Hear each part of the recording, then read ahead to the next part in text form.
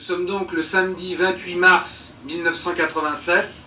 Il est 5h18 et 53 secondes pour les gens qui font de l'astrologie horaire. Et nous allons donc parler du thème des éclipses, les éclipses solilunaires en rapport avec les événements mondiaux. Alors la conférence est donnée dans le cadre du colloque sur la Lune organisé par Jackal Braun et le conférencier s'appelle Gérard Savian.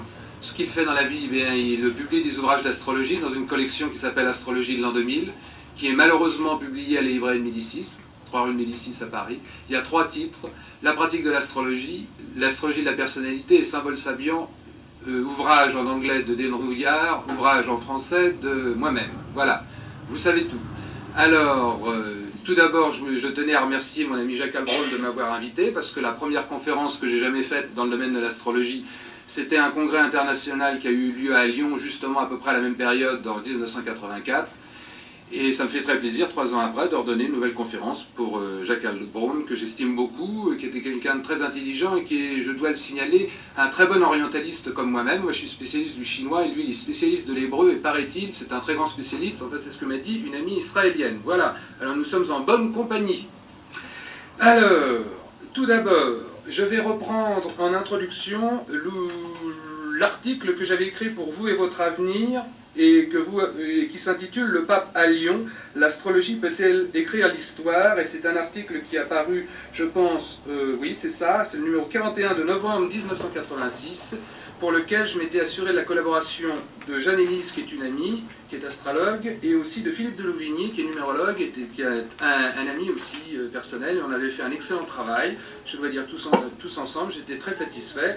Par contre, la revue et votre avenir, bon, ils ont oublié de payer. Enfin, c'est pas grave, hein, on a l'habitude de travailler gratuitement quand on fait de l'astrologie. Alors allons-y, gaiement. Alors, ça va nous donner le chapeau général de la problématique, hein, de manière, je pense, claire. Si c'est pas clair pour vous, vous demanderez des explications tout à l'heure. Alors, les éclipses se reproduisent périodiquement au terme de 223 lunaisons. C'est le cycle de Saros, connu depuis les Chaldéens. Ainsi, tous les 18 ans et 11 jours, les éclipses de lune et de soleil réapparaissent dans la même succession. Cette année, c'était donc en 1986, une éclipse totale de lune a eu lieu le 24 avril, quand la lune vint à la conjonction de Pluton en Scorpion et à l'opposition du soleil en Taureau à 4 degrés. 2 jours plus tard, la centrale de Tchernobyl explosait. Boum. Depuis, le monde a connu une formidable recrudescence du terrorisme et la France est victime d'une vague d'attentats sans précédent. Par extraordinaire, la prochaine éclipse totale de soleil, le 3 octobre, c'était donc le 3 octobre 1986, à 18h21 GMT, en balance à 10 degrés, se produit à la veille de la visite du pape Jean-Paul II dans la région de Lyon du 4 au 7 octobre. Or, Lyon est une ville baignée par 2 fleuves et Jean-Charles de Fontbrune, auteur de 3 livres sur Nostradamus, rappelle la prédiction attribuée à Nostradamus. Le pape risque-t-il donc d'être assassiné?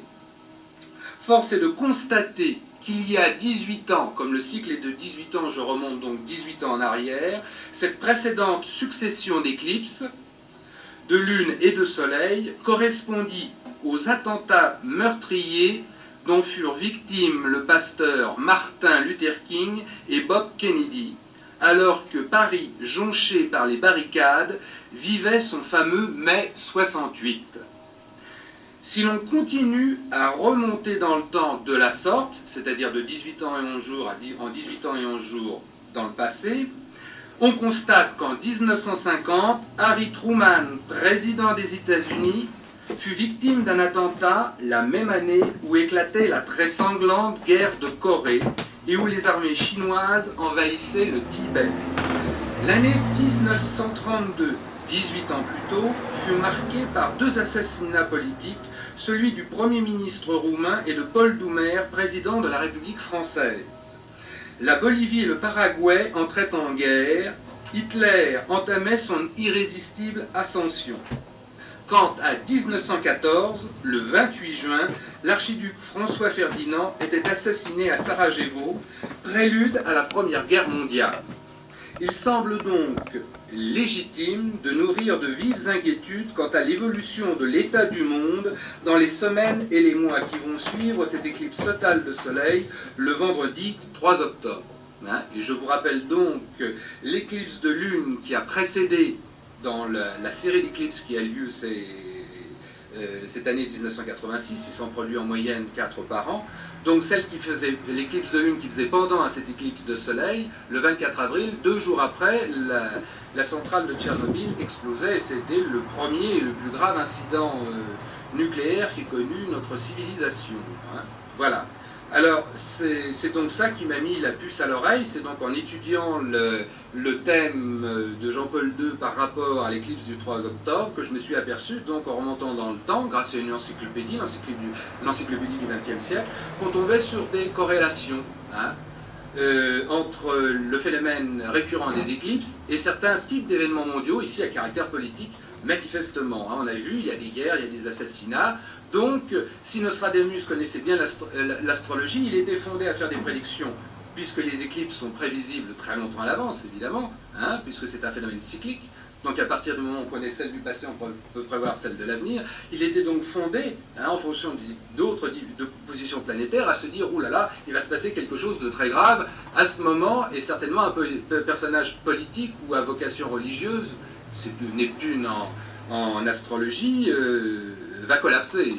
Et je vais dire, c'était tout à fait cohérent comme prédiction. En fait, quand on fait une étude beaucoup plus complexe, on s'aperçoit que j'ai fait une étude tout à fait approfondie donc, sur la période du 3 octobre au 7 octobre pour le voyage du pape. J'ai étudié le thème de naissance du pape, ses progressions secondaires directes, ses progressions secondaires converses, les thèmes de révolution solaire, que j'ai monté en tropical et que j'ai ensuite monté en sidéral, et la comparaison de l'ensemble des thèmes désignait comme point sensible dans son thème natal Vénus. Donc il a délivré un message vénusien, un message d'amour, et d'autre part Vénus est, dit-on en astrologie traditionnelle, un grand bénéfique. On a vu que ça s'était finalement bien passé.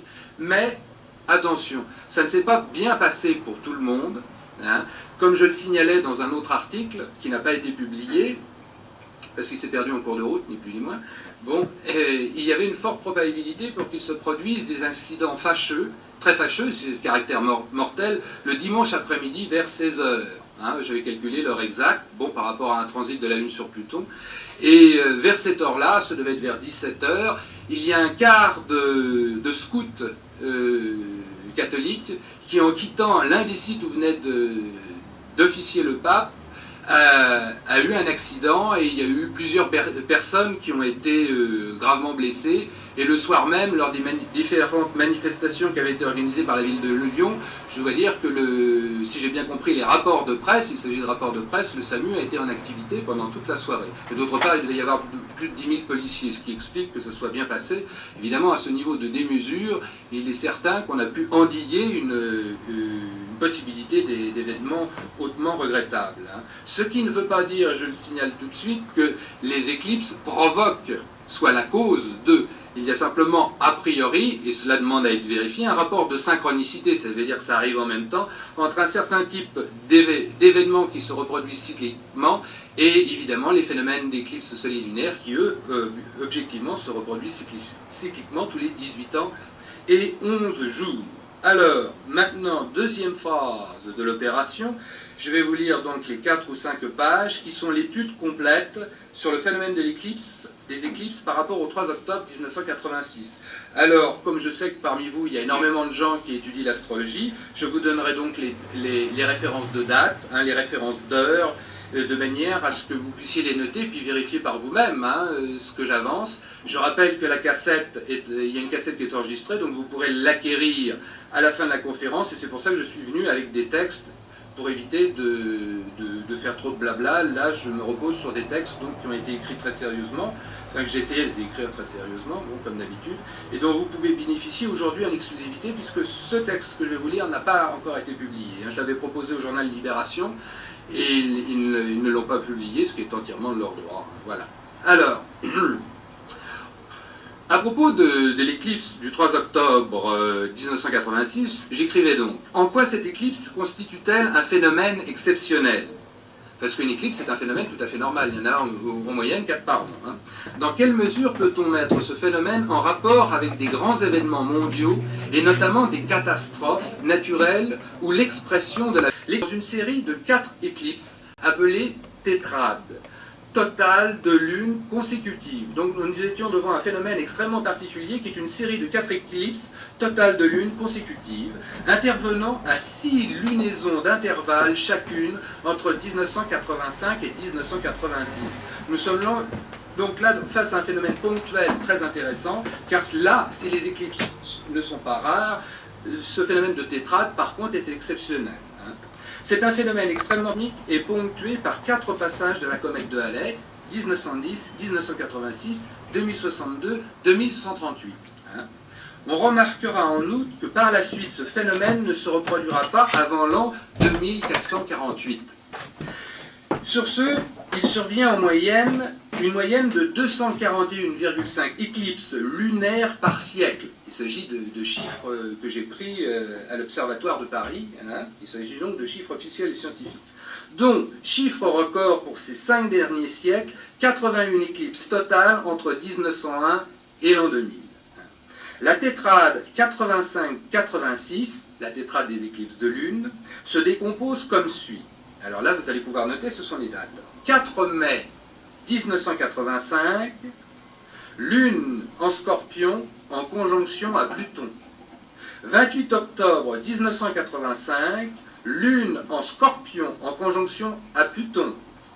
24 avril 1986, lune en Scorpion en conjonction à Pluton. Et la centrale de Tchernobyl explose. 17 octobre 1986, lune en Bélier, ça s'arrange.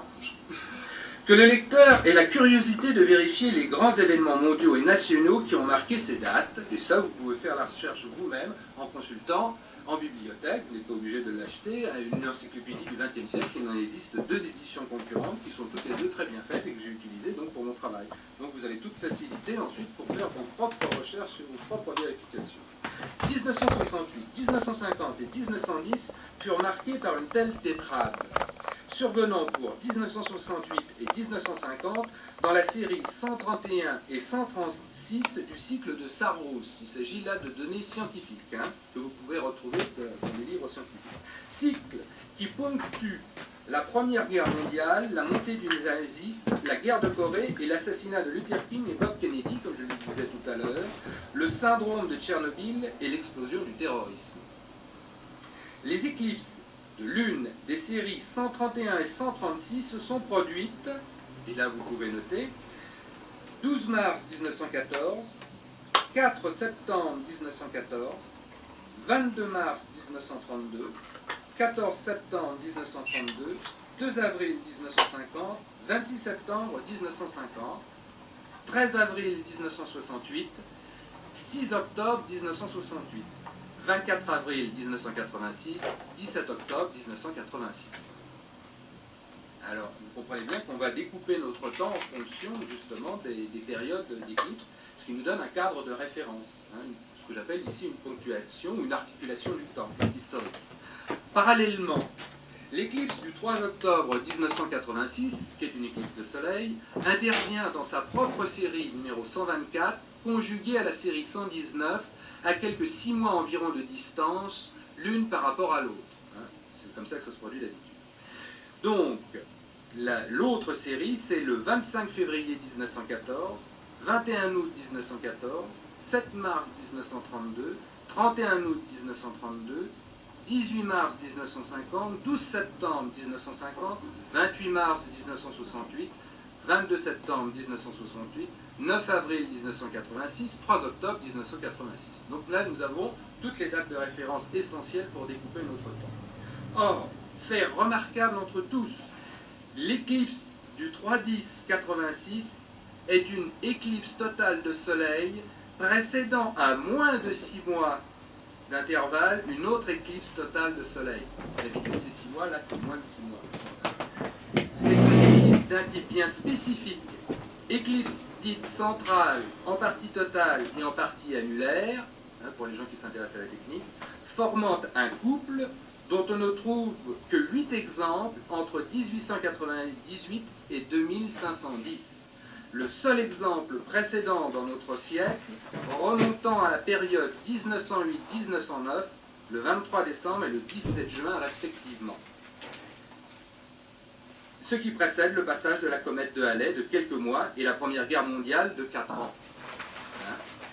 Donc là, je fais un rapport entre le cycle des éclipses et le passage de la comète de Halley, dont s'est servi Nostradamus.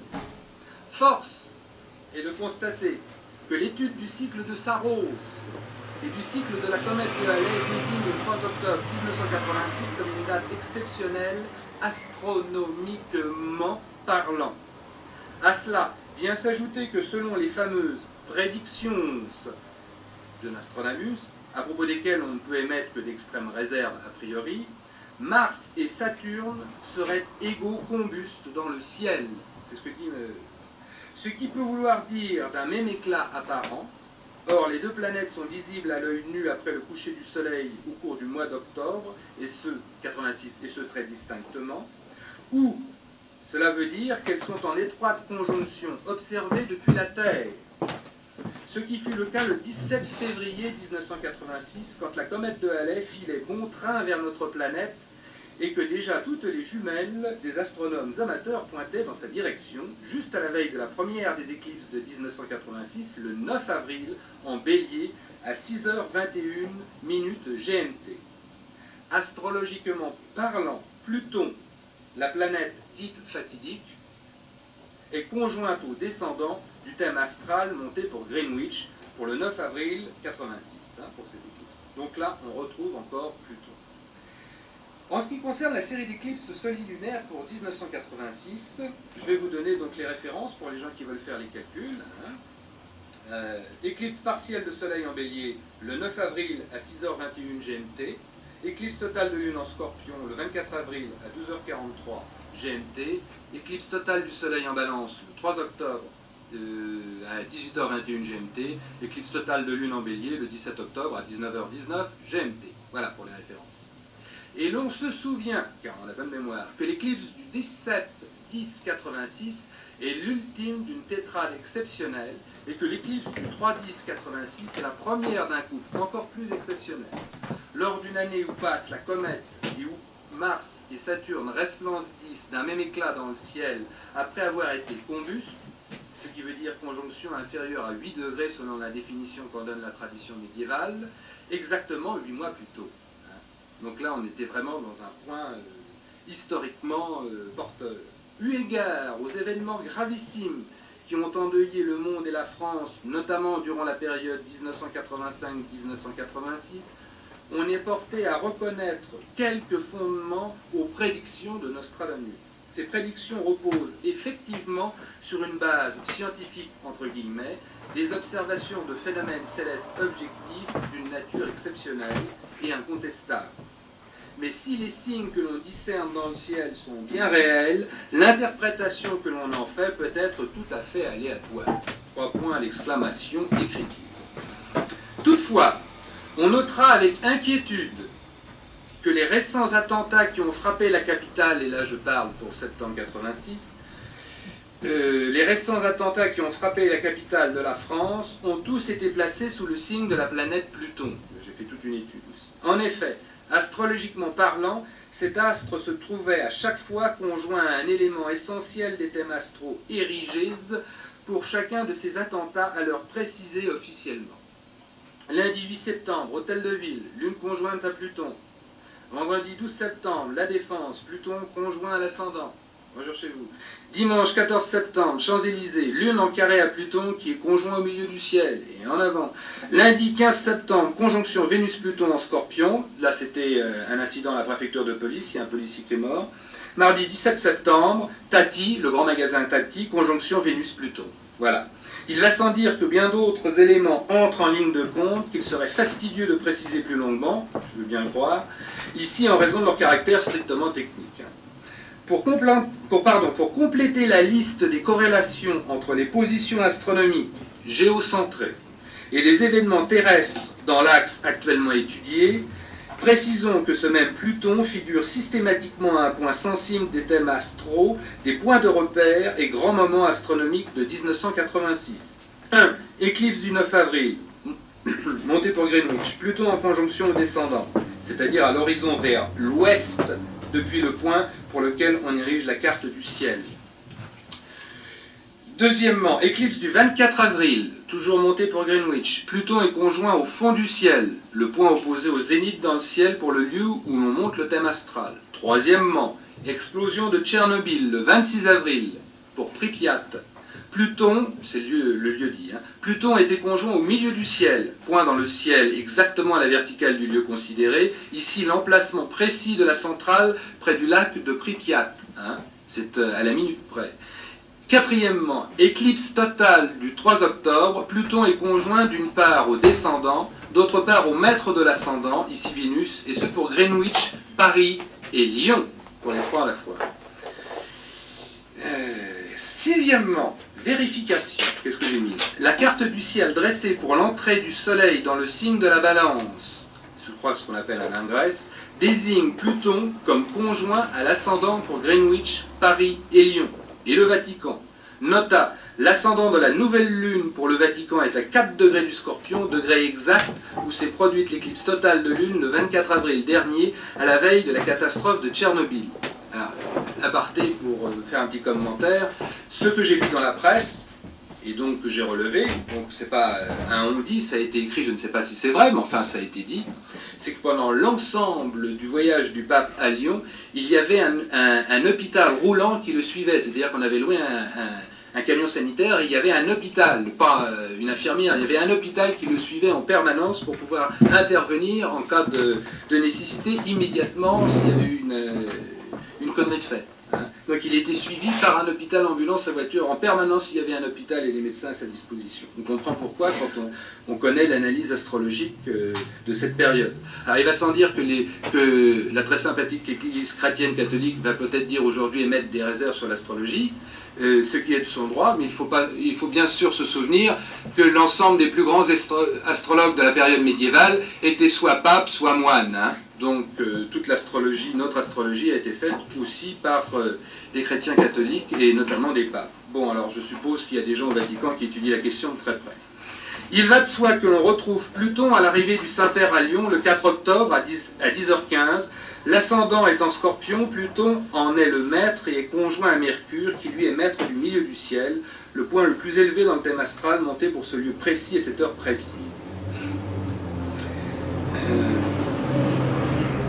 Là, je vais passer sur des détails qui sont uniquement techniques et qui concernent Pluton, puisqu'on s'écarte du domaine propre des éclipses.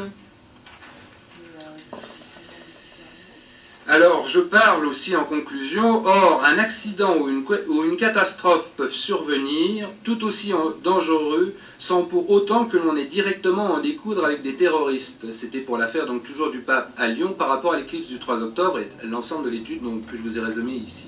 Et un tel accident peut trouver sa conclusion ultime ultérieurement, lors d'une prochaine éclipse, le 17 octobre par exemple, où Saturne apparaîtra à l'horizon occidental et Mars au plus haut du ciel. Voilà, et Dieu sait que ces deux planètes ont bien triste réputation parmi les astrologues. Voilà, alors, le texte avait été écrit le 12 octobre 1986. Non, le 1er octobre 86 et transmis à Libération le 12 octobre 86. Voilà. Alors, ici, on trouve un résumé très condensé, justement, très dense, du rapport entre le phénomène des éclipses, qui donc sont toujours solilunaires, parce qu'une éclipse lunaire correspond dans le cycle à une éclipse solaire, et l'essai de Versailles. Donc on ne peut pas étudier l'un sans l'autre, qui nous montre, si ce n'est nous démontre, qu'il existe une corrélation, une synchronicité entre un certain type d'événements mondiaux et ce phénomène très naturel qui est celui des éclipses. Alors, je vais reprendre aussi une autre note qui avait été transmise et qui s'est aussi perdue en cours de route, bien qu'elle ait été envoyée en recommandé. Il n'y a pas comment dirais-je, de hasard. Cette note qui avait été envoyée en revue a été perdue, bien qu'envoyée en recommandé, où je disais: par ailleurs, nous nous souviendrons que l'éclipse du 3 octobre 86 concerne directement Et ça a été écrit le 1er octobre. Hein. J'avais fait l'étude avant, j'ai donc envoyé la lettre en recommandé le 1er octobre, mais elle s'est perdue. Hein. Et j'écrivais pour le 3 octobre. C'est donc avant, antérieur, hein, c'est pas a posteriori. Et par ailleurs, nous nous souviendrons que l'éclipse du 3 octobre concerne directement l'Atlantique Nord. J'ai fait toute une étude scientifique hein, sur le balayage de l'éclipse. Hein. Islande et Groenland, ainsi que l'Amérique du Nord, Canada, États-Unis et Mexique. Et je disais, et on surveillera l'actualité dans ces régions. Alors vous prendrez vos notes, et j'ai pas osé dire, parce que je me suis dit, là, il ne faut quand même pas tomber dans l'astrologie événementielle et prédictive, parce que je ne serais pas d'accord avec moi, mais je me suis dit, oula, j'ai l'impression qu'il y a un bateau à propulsion nucléaire qui va en prendre un coup dans le nez. Hein. Mais je me suis dit, un bateau à propulsion nucléaire dans l'Atlantique, qu'est-ce que ça pourrait bien être? Et bien, c'était un sous-marin. Voilà. Et donc, juste à ce moment-là, il y a un sous-marin atomique qui a coulé avec tout son chargement au plein milieu de l'Atlantique, à la zone exactement spécifiée par l'éclipse du Soleil. Ça s'est produit au moment de l'éclipse. Et le bateau a définitivement coulé 2 jours plus tard. C'était le second très grand incident nucléaire que connaissait notre civilisation, donc 6 mois après la première éclipse de lune qui avait vu l'explosion de la centrale de Tchernobyl. Alors certains vont dire, il n'y a pas de fumée sans feu, bien évidemment. Voilà. Mon cher coordinateur, est-ce que... là, j'ai donné l'essentiel. Ce que je peux faire, c'est peut-être aussi donner des définitions d'éclipse, mais enfin, je suppose que tout le monde peut trouver ça dans les dictionnaires, donc... voilà. Francesco, de toute manière, toi, tu es là pour renseigner les gens, donc tu poses la question et tu réponds. Absolument, absolument. Il y a des questions à ce moment-là, suite à ce qui a été dit. Absolument. C'est peut-être une réponse que je vais vous donner, parce que vous cherchez toujours la fameuse ville que de Club à Rose, près d'une carte d'Italie, entre l'Arnaud et le Pau, il y a une ville qui s'appelle Arosa. Ah oui. Et ça, c'est la technique de Nostradamus. Oui. Arosa, Arrose. Oui. En plus, c'est un lieu historique où d'autres événements vont se reproduire. Oui. Qui touche toujours la famille. D'accord. Une précision très intéressante, là, justement, de laquelle. Arosa, ça s'appelle Arezzo en italien. Oui. C'est la seule ville qui soit sur 2 fleuves. Oui. Et dont le Pau s'écoule. Ouais. C'est le syndicat d'initiative de la ville qui vous l'a signalé, non? Non, vous êtes de cette ville. Je connais très bien tout le stade. Ah bon, d'accord. Et bien l'Italie. Merci de cette précision, parce que je pense qu'elle est très utile. Il y a un cas très amusant. Oui. La question de PAO, le Pau, Oui. et la Garonne. Oui. Il s'agit du Pau PO et de la ville de Gardon, le lac de Garde. Ah oui, c'est intéressant. 82, c'est là, de toute façon, des coups du point de Versailles. Ah, pourquoi pas? Oui, absolument. Mais je n'ai rien contre, je n'ai rien contre. Oui, J'ai changé une lettre, ouais. et c'est voulu, et c'est plein de jeux de mots. Oui. Et rappelez-vous, le mois de mai, Florira la Rose, etc. Absolument. Absolument. Oui. Question suivante. N'hésitez pas à vous manifester. Oui, je vois une main qui se lève vers le ciel. Elle a raison de se lever. Je vous écoute. Oui. Je connais pas tout. Hein. On ne couche pas ensemble. Hein. Oui, c'est-à-dire que le pape Jean-Paul II, Karol Wojtyla, est né au moment d'une éclipse, bien entendu. Oui. Ah oui. Ah, je ne le connaissais pas, non. Oui, vous m'apportez une information que je n'avais pas remarquée en étudiant sa biographie. Merci beaucoup. Merci. Ah oui, oui, ce qui est médiéval est toujours très intéressant. Oui. Oui, alors redites-moi ça dans le micro, madame. C'est au Moyen-Âge qu'a été élaborée cette définition des papes à venir.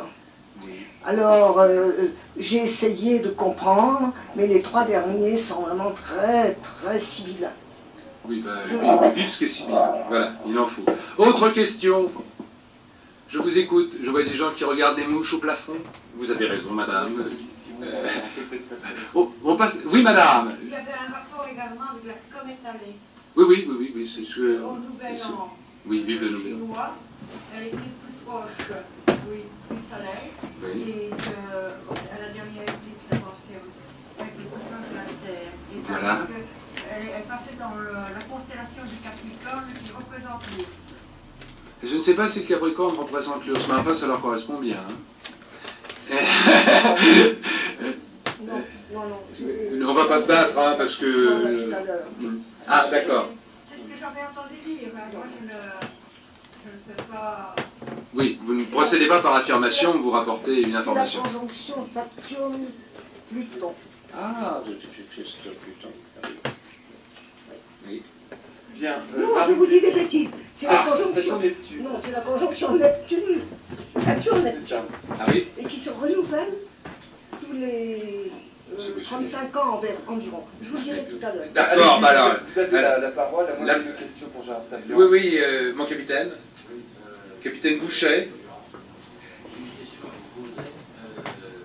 Depuis quand tu me dis vous? C'était en public.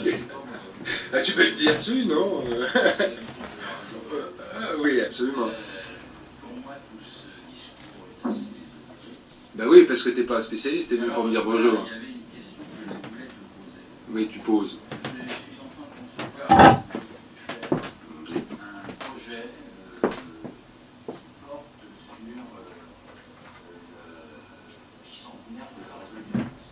Oui. Oui. Et alors, je voulais savoir s'il y avait des conjonctions solilunaires ou je voulais savoir s'il pouvait y avoir un rapport Oui, oui. avec l'âge du capitaine. Absolument, Ouais. absolument. Donc, ça donne naissance aussi. Absolument, oui, oui. Oui. Est-ce que je pourrais moi avoir quelques précisions à cette question? Oui, moi j'ai bien compris parce que je le connais. Oui. Oui, oui, tout à fait en ce qui concerne. D'après mes souvenirs, en ce qui concerne justement la période qui commence en 1989 et qui va jusqu'en 92 et ainsi de suite, mais là je n'ai pas mes notes devant moi, donc je ne peux pas me souvenir de mémoire, et effectivement qu'il va se produire un ensemble de conjonctions particulièrement significatives entre des planètes hautement significatives que sont Saturne, Uranus, Neptune et tout le tremblement, et que ça va marquer une période. Ça indique le début d'une période qui, politiquement, va certainement être très troublée, en tous les cas, qui va être une période clé de transformation totale. Et le bicentenaire de la Révolution française, si ce n'est pour la France, du moins pour le reste du monde, va être une période qui va être marquée par des événements politiques qui vont dépasser, je pense, tout ce qu'on peut arriver à imaginer aujourd'hui. Alors on parle des troupes du pacte de Varsovie en 1992, sur le Rhône ou la Garonne. Moi j'ai l'intention de les faire venir en 1989, le 14 juillet à la Tour Eiffel, justement avec mon ami Philippe Bouchet, et faire venir les chœurs de l'Armée Rouge pour chanter en compagnie de Ray Charles et l'orchestre de Paris. Voilà, comme ça vous savez tout. Et donc nous aurons les troupes du pacte de Varsovie en 89, le 14 juillet à Paris. Oui, ben on ira aussi à Moscou, absolument. Ah, je ne sais pas. Non, Gérard. Oui. Dans Nostradamus, l'année importante, c'est 1792, Oui. dans laquelle on a remis en vigueur l'ancien calendrier égyptien. Ça, je ne sais pas, mais vous faites bien de le dire. Vous faites bien de le dire. Il y a peut-être une rénovation de siècle. Oui. Ça dit bien la mise en place du calendrier républicain. Absolument, pourquoi pas. C'est bien 92 et non pas 89. Oui, Voilà. oui, Si vous regardez l'histoire, la vraie révolution, c'est cette année-là. Absolument.